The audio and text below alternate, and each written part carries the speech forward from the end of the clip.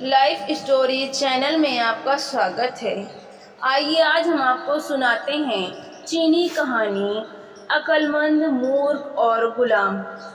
ایک غلام ہر دم لوگوں کی باٹ جوہتا رہتا تھا تاکہ انہیں اپنا دکھڑا سنا سکے۔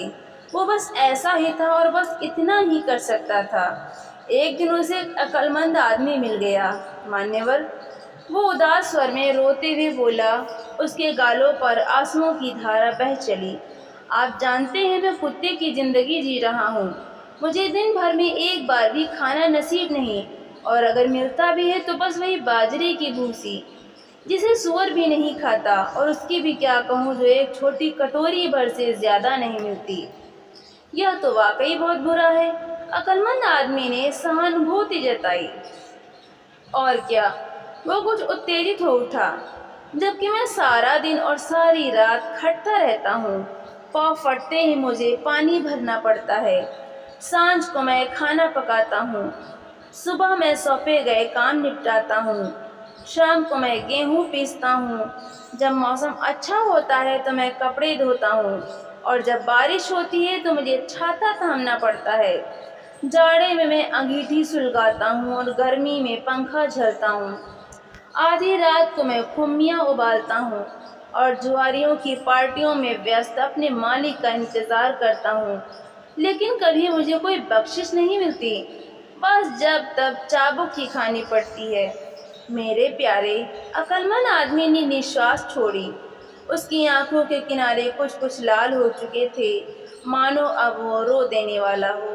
میں ایسے نہیں جی سکتا مانیور، مجھے کوئی نہ کوئی اپائے ڈھونڈنا ہی ہوگا، لیکن میں کیا کروں؟ مجھے وشواس ہے کہ حالات ضرور سدھریں گے۔ کیا آپ سوچتے ہیں؟ نشچے ہی میں اس کی امید کرتا ہوں، لیکن اب جب کہ میں نے آپ کو اپنا دکھڑا سنا دیا ہے اور آپ نے اتنی ہمدردی کے ساتھ میرا حوصلہ بڑھایا ہے، میں پہلے سے بہتر محسوس کر رہا ہوں۔ اس سے ظاہر ہوتا ہے کہ ابھی بھی دنیا میں کچھ انصاف ہے۔ حالانکہ تھوڑے ہی دن بعد وہ پھر اداسی سے بھر اٹھا اور اپنا دکھڑا سنانے کے لیے کسی دوسرے آدمی سے ملا۔ مانیور، اس نے آنسو بہاتے ہوئے سمبودھت کیا۔ آپ جانتے ہیں جہاں میں رہتا ہوں وہاں سور باڑے سے بھی بدتر جگہ ہے۔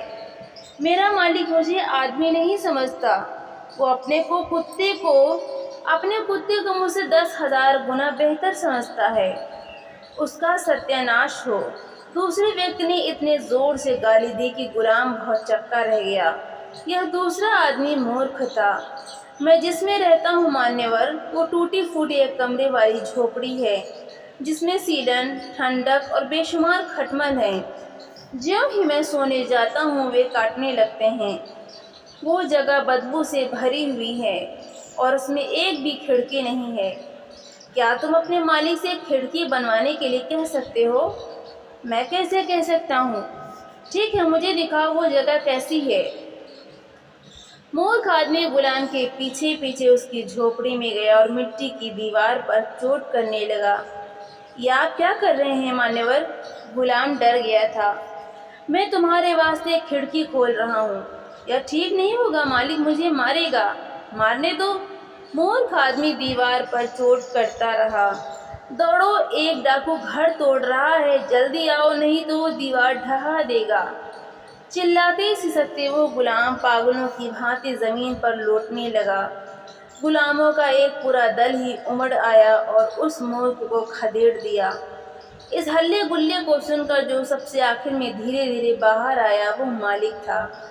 ایک ڈاکو ہمارا گھر گرا دینا چاہتا تھا۔ میں نے سب سے پہلے خطرے کی سوچنا دی اور ہم سب نے مل کر اس مورخ کو کھدیڑ دیا۔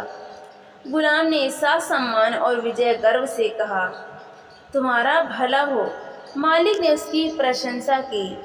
اس دن ہمدردی دکھانے کئی لوگ آئے جن میں وہ عقل مند آدمی بھی تھا۔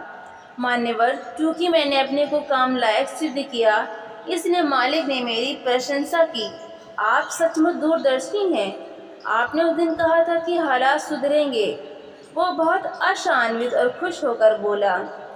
یہ صحیح ہے، عقل مند آدمی نے جواب دیا، اور وہ بھی اپنے پر خوش لگ رہا تھا۔ تو دوستوں آپ کو یہ کہانی کیسی لگی؟ لائک کریں، شیئر کریں اور کمنٹ کر کے ہمیں ضرور بتائیں، اور ایسی ہی مزیدار کہانیاں سننے کے لیے ہمارے چینل کو سبسکرائب کرنا بالکل بھی نہ بھولیں۔ تو ملتے ہیں اگلی نئی کہانی کے ساتھ۔ بہت بہت دھنیہ واد۔